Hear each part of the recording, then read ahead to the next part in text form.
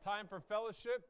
I certainly don't want to cut that short. On the other hand, knowing that it's snowing, we're going to start our workshop in just about 2 minutes. If you'd like to be following along, there's a handout up here as well.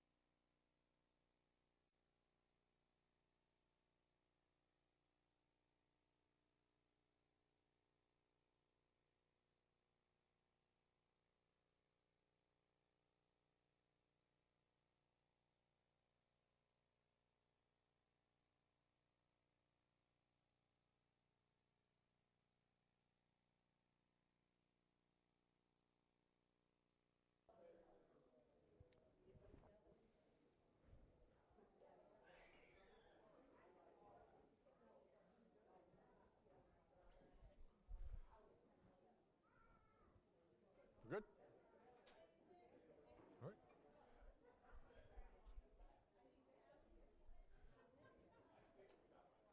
You got it. Good afternoon, everybody, or morning still, I guess. For those who would like to continue a time of fellowship, you are more than welcome to do that. But we'll ask if you guys could assemble more in the lobby area. And we're going to enjoy a workshop. The reason we're going to keep doing the workshop is because we can record it, so I know there's a lot of people who are asking about it that are probably joining us at home too. So what this workshop is and what it isn't. This is not pre-planning a funeral, but it is thinking about, at any age, not just if you're thinking about funerals or that. If you've ever been through a funeral as a family member, you know there's a lot of potential hazards in planning in end-of-life decisions, but also just sometimes families have different understandings of what their loved ones wanted or just different things about their loved ones in general. So this is more, if I were to set up a workshop to try and make sure that you gave your families a gift to be clear about what your desires are, that they would know when the time came and there wouldn't be any confusion. So that's kind of what this is all about. So there is a handout if you'd like to do it. For those who are watching from home, thank you for joining us from home. Hopefully you'll be able to see the presentation right along with the thing. The title for this is kind of more or less preparing for final decisions, but really it's answering questions now so your family won't have to later. This comes from 20 years of experience in counseling family members and also from my own family, some of the things that have been done well and some of the things that have left us a little not so excited when we are talking about a loved one. Initial questions that are helpful to answer. Consider speaking to a funeral home to make pre-arrangements. They can help with understanding costs and options. I am not an expert on that. I'm not featuring any funeral homes today. Sometimes churches do that. This is not that workshop. If you want to talk more about that with funeral home director, they'd be the good expert to talk to you. Talk to a lawyer about legal needs and estate planning. Whether your estate is large or small, a lawyer can help in kind of figuring all those legal things out. That is not my expertise. Do you have an idea of where you'd like to be buried or your remains placed? Make sure to clearly communicate this with those entrusted to make final decisions. If there is a place you wish to be buried, you may wish to make arrangements with that cemetery. This comes up because my own father, after a career in ministry, as he was ailing, said, "Dad, you were born in Michigan, you lived most of your life in New Jersey or New York, and now you live in Virginia. Where do you want to be buried?" I said, "Oh, whatever your stepmother decides is fine with me." okay, you got 2 kids and 2 stepsons and a stepmother and a lot of other family members, so passing the buck doesn't really help us. And also, my stepmother didn't want that decision. She didn't want to have to make that decision. So having an idea and clearly communicating that with your family ahead of time, it can be helpful. Or not even communicating that with your family, just writing it down somewhere where there's that so that your family knows. Some people even make pre-arrangements with the cemetery. In that case, definitely put that together with your papers, because sometimes I've had people who didn't know there was a burial plot for someone who go out and obtain a new one. So that's a good thing to do too. If you have multiple family members who may be making decisions, sit down with them and speak about who is going to be an executor or executrix. That way there will not be a competition or hurt feelings. I can remember one family in particular. There were 5 siblings. The woman who died was a dearly beloved church member. The sons and daughters were variously involved with the church. The one who was put in charge, the eldest, the executrix, she made it known for the next 3 years to her brothers and sisters that she was the one in charge, and it really ruined any family connections that they had. My own uncle, who's been single his whole life, I worked with him to encourage him to try and come up with some planning. I said, Uncle George, you're 84. I don't want you going anywhere anytime soon, but we'd like to know how to care for you and what you want. And after a lot of discernment, he came down to me and he said, I'm going to ask your stepbrother to be in charge of my medical decisions. I said, yeah, he's a doctor. That's a good idea. I didn't want to be in charge. I just wanted him to have that decision making, and I wanted us to support him in that. And so he's totally healthy. Uncle George is totally healthy. He's good to go. But we now know my brother, who's in real estate, is in charge of his property decisions. My other younger brother, who's a doctor, is in charge of his medical decisions. Sometimes we don't have all those experts, but it is good to make clear who's going to be in charge and why, especially if there's multiple people in your family who might be around wondering about that. And if you don't have family, consider who may serve in this way. Legal representation, a trusted loved one.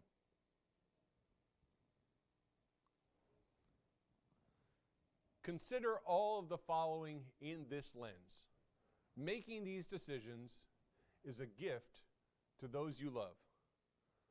You're taking the burden of these decisions off of their shoulders. So none of us like to think about death. And we don't always have to be ailing to think about it. We can think about it far ahead of time. Because when the time eventually does come, we'd rather that our family doesn't have to do these things when we have a pretty clear understanding of what we want. Or maybe we don't. And it's okay to communicate that too. But any decisions that we can make and communicate or at least put aside, that will help our family down the road. Questions to speak to loved ones about in order to stop arguments before they start. Do you have money? Consider speaking to your loved ones about your resources and what your plan for them is. Your resources, not your loved ones. Speak not just about charities or causes, but make it clear what you wish to donate and to where.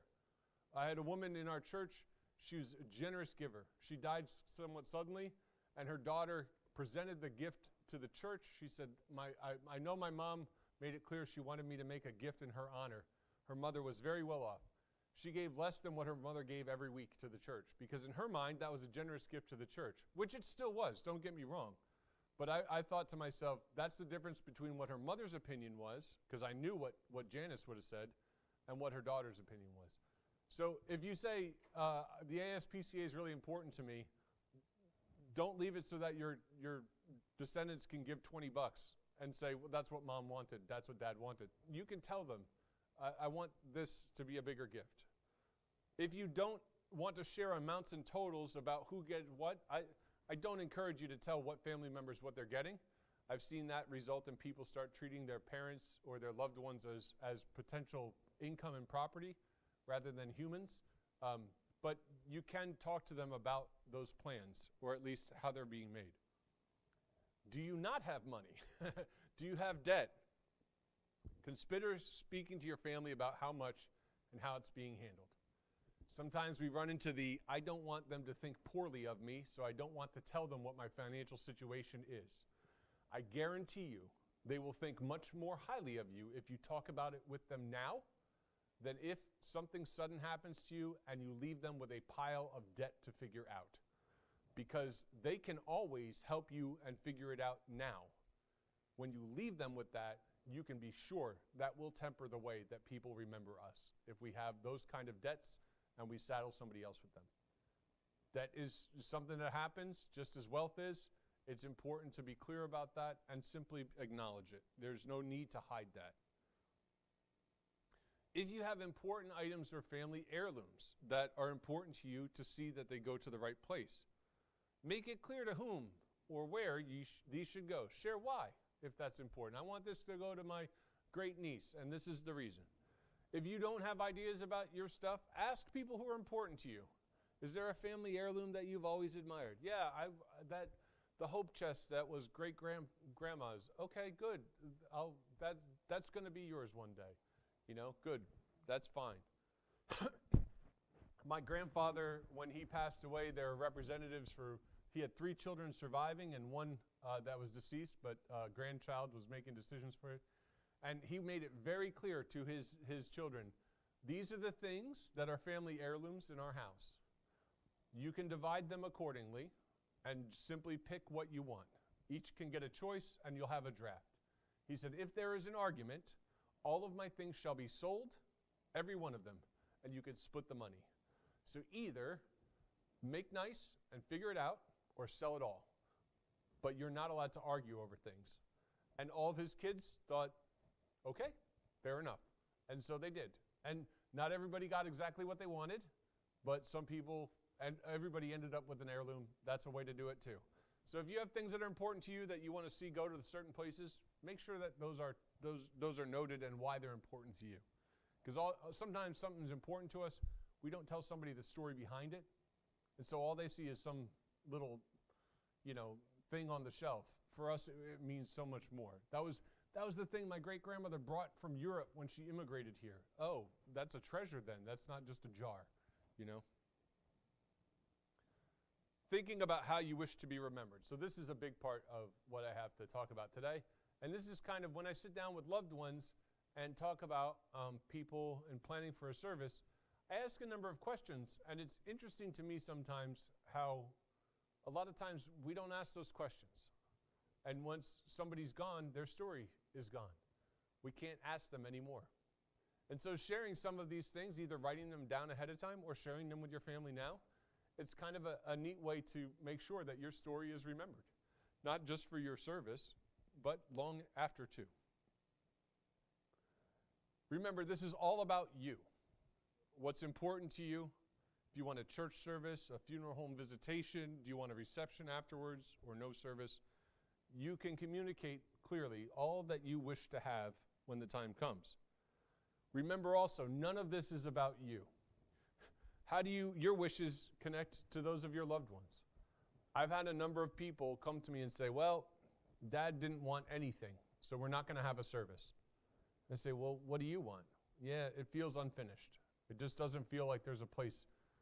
So it's definitely about you, what you want. However, you also have to think about what's probably going to be best for your family. And I say that in a lot of times we offer humility. We act in humility to other people. Don't make a big fuss about me. It's not that we're going to celebrate you with a grand mausoleum. I don't want, to be recognized forever after.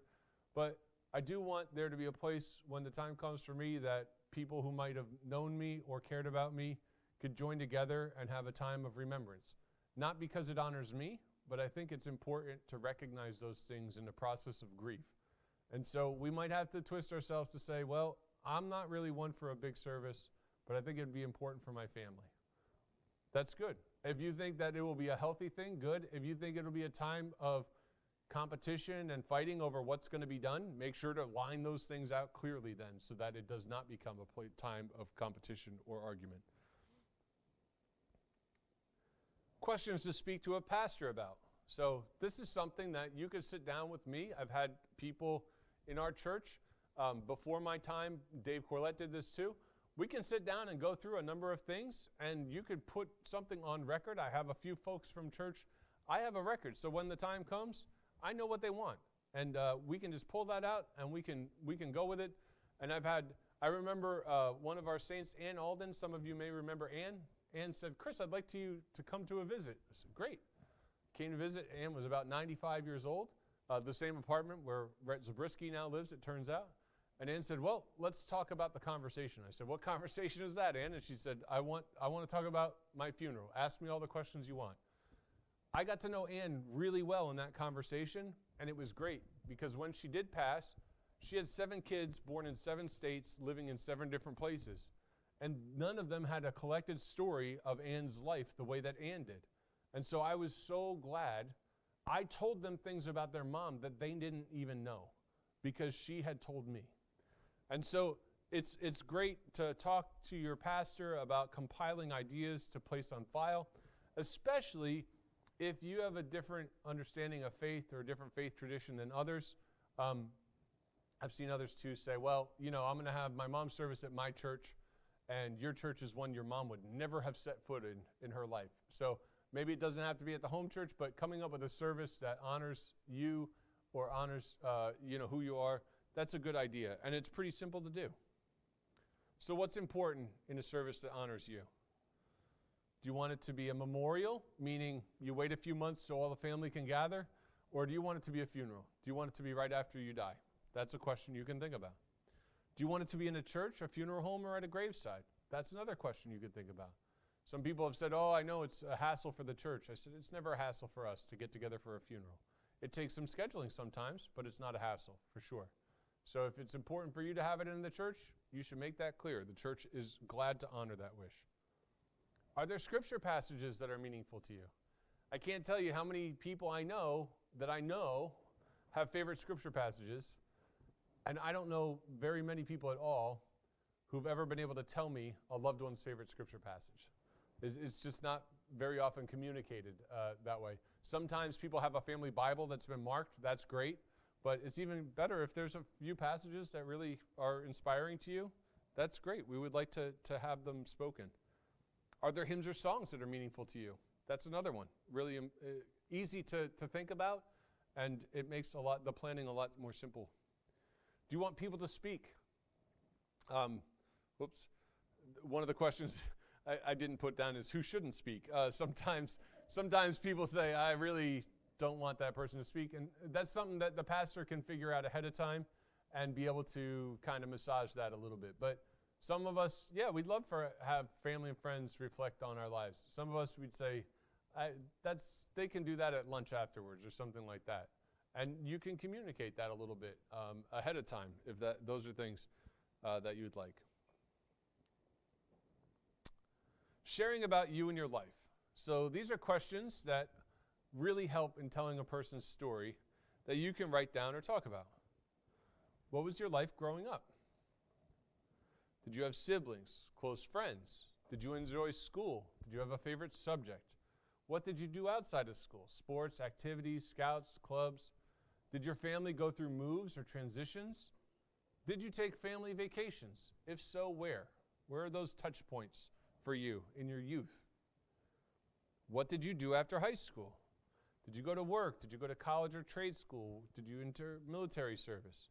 What major transitions or moves were part of your time after high school?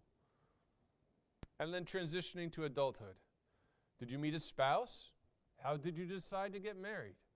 Did somebody propose? What did that look like?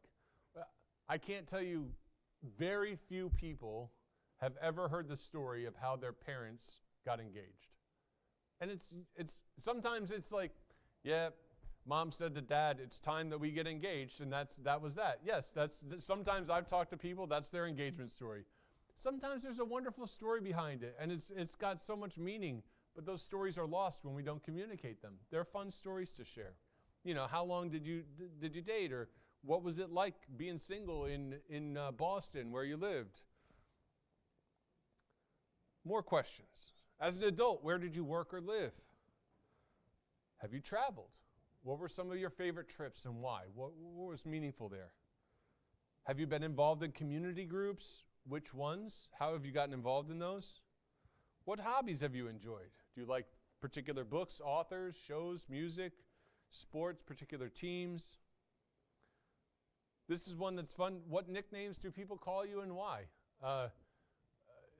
Dorothy Schoon, some of you might remember. Dorothy, remember? You remember everybody called her Aunt Pudge. Do you remember that, Linda? We kept calling her Dorothy, and everybody was looking at us like, who are you talking about? She had this huge family, but no direct children. It was all her nieces, nephews, great nieces and nephews. They all called her Aunt Pudge. And we're like, why did they call her Aunt Pudge? And I don't remember anybody remembering why. It was just a nickname. I would have loved to know when Dorothy was, 102 when she passed or whatever she was, how Aunt Pudge ever came about, you know? If asked a few adjectives to describe you, what do you think other people would say? So this is one of the things I always talk to a family about. I said, pretend I don't know your loved one at all. Tell me 3 or 4 descriptive words, 3 or 4 adjectives that would describe who they were and who you saw them to be. And sometimes that's going to be different than how we ourselves wish to be thought of. But this is another way. It's some adjectives that come to mind. It might also help us envision for ourselves too. If I want to be remembered as kind, what am I doing now to make sure? Not in my last years, but just period. What am I doing now to make sure that that's how I'm remembered? What affirmations do you wish to tell people? Are there things that you've told people but they've never heard, or that you want to make sure that somewhere, when the time comes, it's communicated? Hey, I know your mom, your grandmother, she and you had a difficult relationship, but when I talked to her, she told me, I want you to tell my grandson I really loved him, and this is why. Those are things that have an impact. My dad wrote me a letter that he gave to my stepmother that when he died, she gave me. She never read it, and in that letter was some important stuff that my dad had to tell me. I wish he would have told me that when I was 18, but I'm still glad that he wrote it down and told me. It made a difference to me. I still have that letter. I'm glad that he took the time to do that. If you have affirmations now for somebody, what's stopping you from sharing them? That's another thing too. You don't have to wait. Are there questions? Again, not a huge, long thing here. It's really just thinking through some things. I'll tell you some other questions that I ask people. I ask people if they were to close their eyes and picture their loved one at any stage in their life, what's the image that comes through most? So, sometimes, Dad loved cooking breakfast on Saturday morning. I just picture him at the stove. Or, Mom loved gardening. I just picture her out in the garden. Those kind of images that stick with us about ourselves. The thing that we think was kind of the guiding image in our lives. Those are some of the things I talk about as well. So really, it's more about how you wish to tell your story and the important things to remember to tell your story about. The challenges you faced, maybe the things that were important to you in life. Not everybody's loved ones knows all about those things. So to put them down, to jot those things down, and then with a pastor to think about scripture or certain prayers or certain songs to be sung, those are really simple things to put together, and they can make a big difference in how we're all remembered when that time comes. Does anybody have any questions? And again, this thinking isn't really for people who see their demise as imminent. I'm not interested in any of us running to the end of that race just yet. But when we think about it and jot it down, it's one less thing that we have to worry about. And if we want to make sure something we thought about ourselves or about others if we want to make sure to have it communicated, there's a simple way to do that. But so often, I'll just encourage us all, so often we don't want to think about that stuff. We don't want to think about bad times and for our family or time when we're not around. We'd rather be immortal. I get it. That leaves things unfinished. And this is a way that we can put some things together, some simple thoughts together, or some profound ones, and really leave a lasting impact on people that we love. So if there's no questions, then that's all I've got for you. I just wanted to offer some kind of collected wisdom in doing funerals for 20 years and some different questions that I typically ask, and those are questions we might want to ask ourselves instead of leave it for loved ones. But especially with the planning of personal property and finance, I've seen families argue over $3,000 and over $3 million. It does not matter how much money there is. There will be sometimes people who find a way to argue about it. Everything we can do to figure out how to be clear on how that's going to be divided or where we want that to go, that only serves to bless our families later and eliminate some potential animosity and antagonism that could be left over, which didn't need to be there. So thanks for sticking around, everybody, through another 2 inches outside. So hopefully we can all get home in a good way, though. So take care, have a great afternoon, and thanks for everybody joining on home.